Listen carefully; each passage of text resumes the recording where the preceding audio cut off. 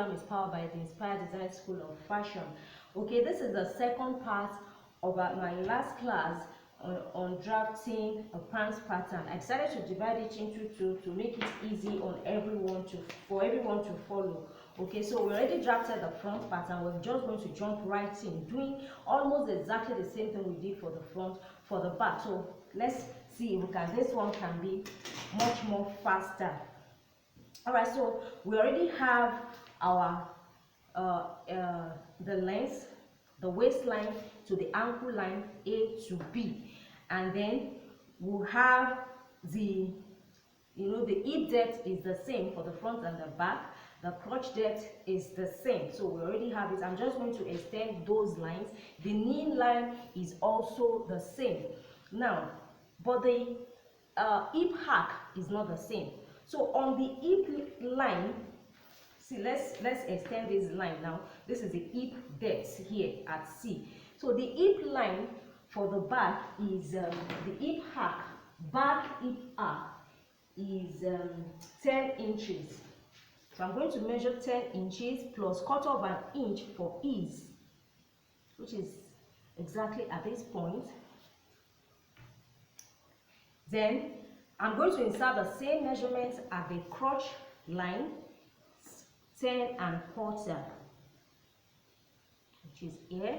I'll come up to the waistline and insert 10 1/4. Then I'm going to square it up and down. Okay. Then let's connect the lines here. So this is the hip line, this is the crotch level. Okay, so I can label it crotch, then hip. Now we determine the extension. The extension for the back is half of this. For the front is quarter, right? For the back is half. So what is half of 10 inches? The hip arc. The back hip arc is 10 inches. The half of that is 5 inches. So I'm just going to extend it by 5 inches. Or if I want to do it this way, including the ease that I added a quarter of an inch ease. So the extension will be like 5 1/8. But I prefer using just that 5 inches. So this is it. This is my crotch extension. Then I'm going to find the midpoint for this one. The midpoint, so this is like 11 3/4. Remember, the crotch level is the crotch length or the crotch depth plus 3/4 of an inch. That's what we did for the front, that's what we did for the back. I just want to remind you of that. Okay, so we'll find the midpoint for 11 3/4, which is somewhere around here. I label it X, that's the midpoint. Then here at the waistline, I want to do away with labeling because I know some people get distracted with the letters. So at the waistline here, I'm going to go in by 3/4 of an inch, which is here, but sometimes when you just need it, 3/4 of an inch. Then at that 3/4 of an inch mark, I'll go up by 1/4 of an inch, so that it extends above this waistline. So let me just call it, what letter do we have? A, B, C, D, E. I call it F, just for reference sake. Okay. Now I can do I want to connect the crotch cuff. So from this F point, I'm going to connect with a straight line to S. Okay. I'm not sure I drew the line very well. Then I'm going to, okay, I've not drawn my extension, my crotch extension. I'm going to connect it with the point that I already measured. Okay. Then I'll draw a 45 degrees line in the center that is 2 inches long. For sizes below 10, you use 1 3/4. You subtract 1/4 of an inch or 1/8 of an inch from it. So I'm going to use 2 inches. Okay, I think, okay, this size is actually a size 8, so I'll use 1 3/4.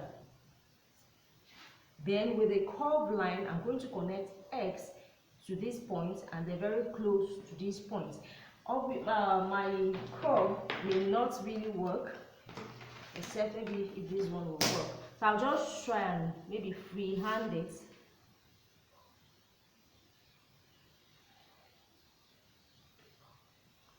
Okay. So I have my, you can see that it's a little bit more deeper than what we'll have in the front, okay? Now we're going to insert the waist measurements, okay? So on this straight line now, the back waist arc is, let's see, 7 inches.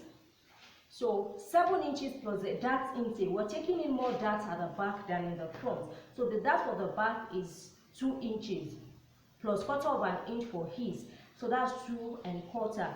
So I add 2 1/4 to the 7 inches that I have, that is 9 1/4. The 7 inches is for the back waist arc. So I have 9 1/4, which is right here. So I can just call this point G. Now, for the next thing is the dart placement. Using your dart placement measurement. So from the waistline, I'm going to use okay, I'm using 3 inches. I think I use 3 1/2 for the front, but whatever you use for the front is what you use for the back. So 3 inches, let's say it's 3 inches that I use for the front. Then the dart intake for the back is 1 inch. 1 inch, 2 darts of 1 inch each. So I'll take the 1 inch mark, which is here. Then leave a space of 1 1/4 between the 2 darts and measure another 1 inch. So I'm going to find the midpoint of the 2, which is 1/2 inch on both sides. You already have the midpoint here. Then you draw the line. The dart length for the back is 4 1/2 inches. So I'm going to take 4 1/2 inches down. Then connect with a straight line. That's the midpoint. Then we'll connect our dart legs.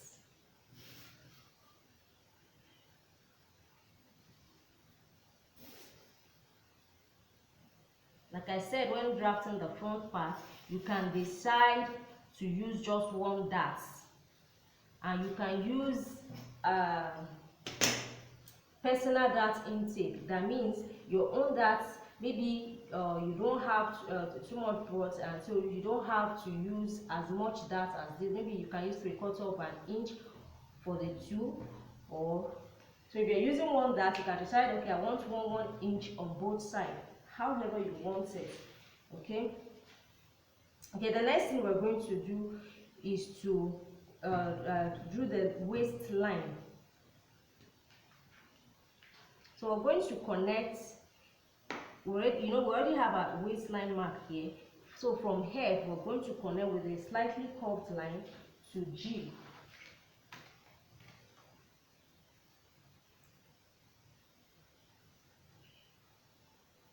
Okay.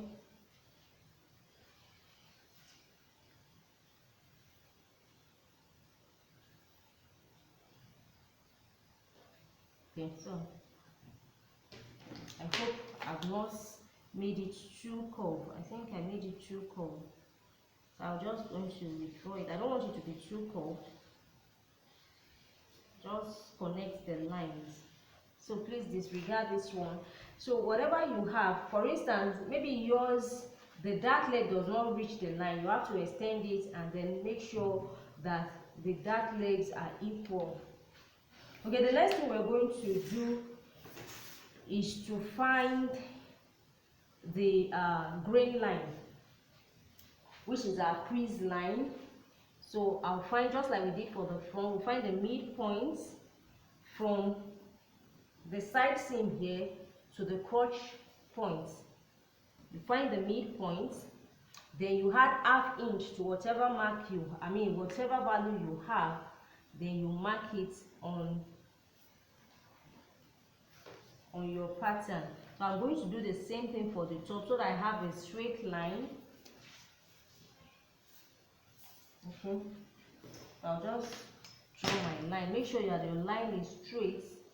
It's better to use a very long ruler so that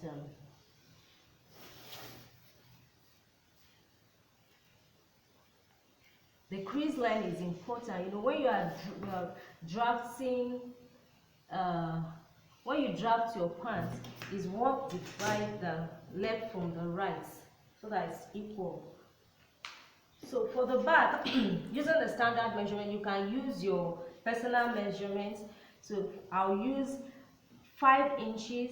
Okay, no, I think, what did we use in front? We use 5 inches here. No, we actually use 4.5 inches. So the back is 5 inches. The back is always ½ inch more than what we have here. So the point here is actually 4.5.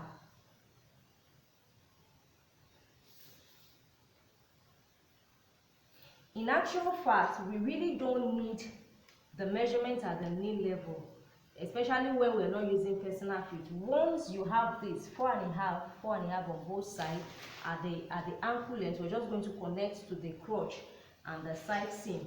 We can do the same thing for the back. But when you begin to draft for slacks, then you use the what's it called, because it's a little bit more fitted. That's when you actually need the measurement around the ankle. So it's a little bit different. What I'm doing now is from the ankle length, I'll draw a straight line that will connect to the hip area here, just like we did for the front. This is the outer seam, or the out seam. Oops.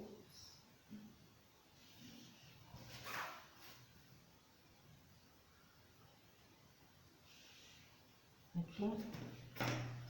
Then for the inseam, I'm going to go in by ½ inch from the crotch point, then draw a straight line to the ankle.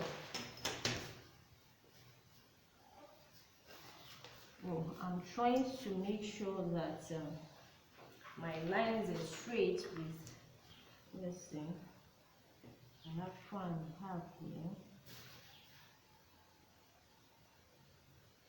Make sure the line is straight.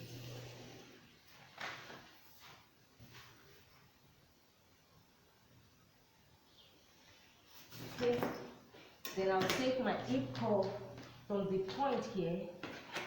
I'm going to connect to the straight line with a curved line, because that pass is not supposed to be straight.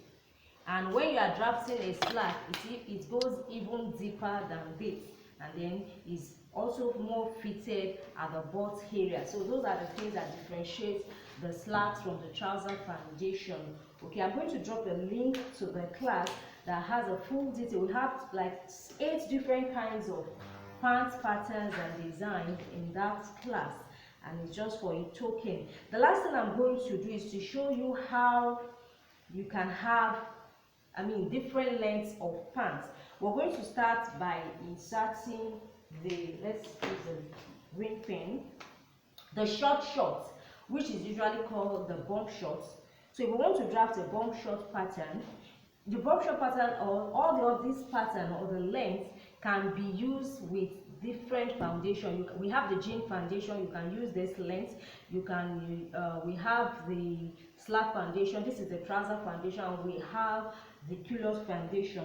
So for this one now, we're just going to come down at the crotch level here. You come down by 1.5 inch, and then at the side seam you go up by 1 inch and draw a straight line. That is your short or bump short. It's the same thing for the back. So shorts. Then for the actual shorts, you're going to go down by 2 inches. Then from the crotch area, then you go down by 2 inches also. here and draw a straight line. That's your shorts.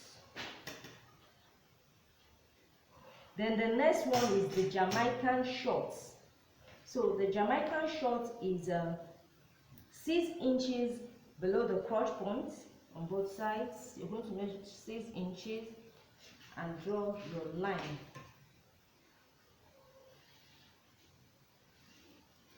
So this is the Jamaican shorts. The next one is the Bermuda shorts. So the Bermuda shorts, okay, remember this is our knee line. I did not draw it before. This is the knee length. This is the knee length. So from the knee length, you're going to go up by 3.5 inches for the Bermuda shorts. 3.5 inches.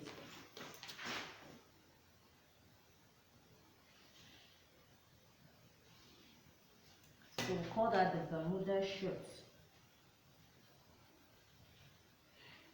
So this is the next line.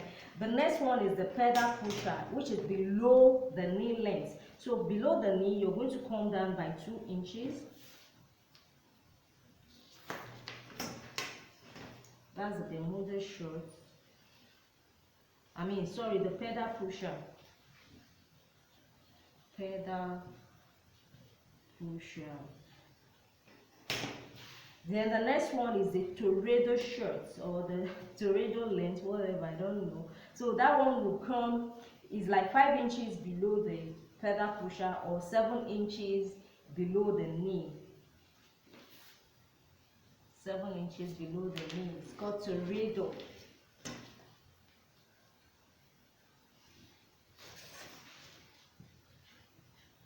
I'm not sure if I called it correctly, but that's what it is.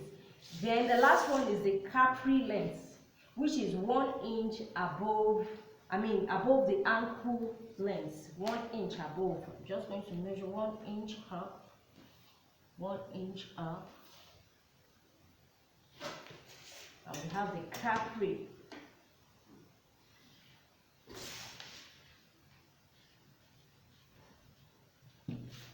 Okay, so that's it. The various lengths you can have, but the truth is you can decide to have any length in between. Basically, that's all for the front and the back trouser foundation. I hope you've learned 1 or 2 things. If you have any question, I would really love to answer you. I know that I was a little bit jumbled in some parts of it, a little bit distracted, but feel free to ask your questions. And for more detailed knowledge of all the different foundations, you can join our classes. Remember to subscribe to the channel, turn on your notifications, follow us on social media, on Facebook, on Instagram at The Inspired Design, and you can also join our group on Facebook, The Inspired Design School of Fashion. You can post your work and ask your questions and all that. Right, thank you for joining this class. See you in my next class. Bye.